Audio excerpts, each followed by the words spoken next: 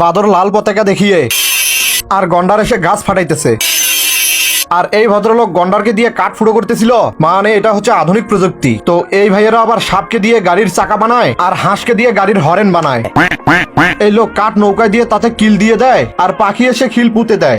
তো বিষয়টা হলো পশু পাখি আর মানুষ মিলে একটা নৌকা বানাইতেছিল, কারণ কিছুদিনের ভিতরে এখানে একটা বড় তুফান আসবে। আর এই চাচা এখানকার ইঞ্জিনিয়ার ছিল। চাচা সবাইকে বলতেছিল তাড়াতাড়ি কাজ করো, তুফান আসতেছে। সবাই তো হেভি কাজ করতেছে আর এখানকার মেয়েরা ফল আর আপেল লোড করতেছিল আর সজারু ফল জাহাজে নিয়ে যায়। আর এই আন্টি প্রচুর কাপড় ধুইতেছিল। তো উপরে কালো মেঘ এসে সূর্যকে ঢেকে দেয় আর দেখতে দেখতে হঠাৎ করে বৃষ্টি শুরু হয়ে যায়। এইসব দেখে বৃদ্ধ চাচা বাঁশিতে ফু দেয়। বাঁশির শব্দ শুনে জঙ্গলের সবগুলো পশু পাখি নৌকার দিকে দৌড়াইতেছিল। এরপর বৃদ্ধ চাচার সামনে দাঁড়িয়ে সবগুলো পশু পাখির নাম লিখতেছিল আর সবগুলো পশু পাখি এক এক করে নৌকার ভিতরে ঢুকতেছে। কিন্তু জঙ্গলের একটি গাধা আবার নৌকাতে উঠতে ভয় পাইতেছে।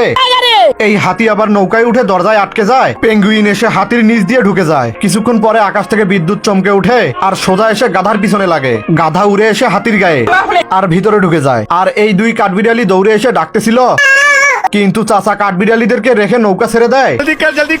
কাঠবিড়ালি পানিতে নেমে সাঁতার কেটে নৌকার দিকে যাইতেছিল, কিন্তু বিদ্যুৎ এসে কালো মেঘকে ফুটো করে দেয়। মেঘ ফেটে যাওয়ার কারণে তো নদীতে তুফান হইতেছে।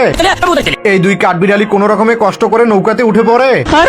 সবাই মিলে ঈশ্বরের কাছে প্রার্থনা করতেছিল যাতে তুফান বন্ধ হয়ে যায়। তখনই বৃদ্ধ চাচার মুখে পানি চলে আসে। চাচা জানালা খুলে পানি যখনই বাইরে ফেলে, উপর থেকে বিদ্যুৎ এসে চাচার গায়ে লাগতেই যাচ্ছিল, তো চাচা আরেকটি জানালা খুলে দেয়।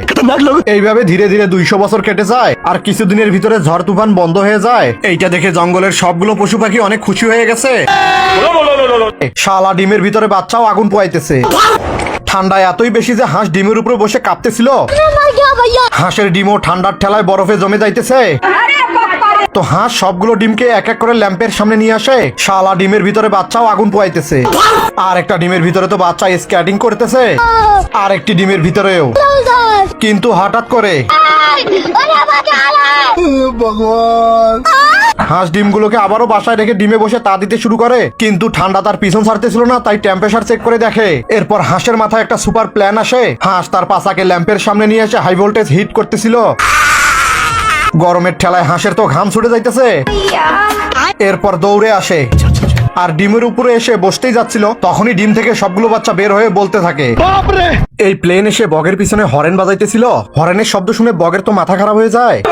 বগকে আগে যেতে দেখে তো প্লেনের তো মাথা খারাপ হয়ে যায়। তো প্লেন যখনই বগের নিচ দিয়ে উড়ে যাইতেছিল, তো বগের পেটের চামড়া উঠে যাইতেছে। দুর্গেশ নাই বক রকেটের মতন স্পিডে এসে প্লেনকে একটি ঘুতা দেয়। প্লেনের তো অবস্থাই খারাপ হয়ে গেছে। এরপর দুইজনে মিলে আকাশে মারামারি করতে শুরু করে দেয়। তো বিষয়টা হলো, ভাল্লুক কিছুদিন আগে